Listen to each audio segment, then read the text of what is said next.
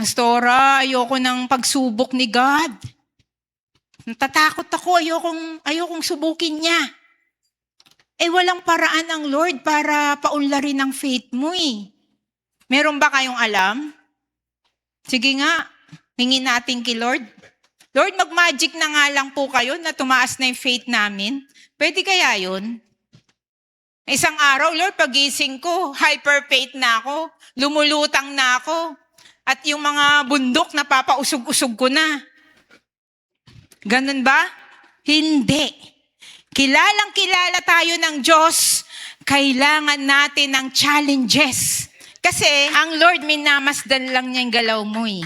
Titest lang kita, i-challenge ko lang yung faith mo. And once I confirm na totoo ka nga sa akin, then, eto na, here comes the blessing.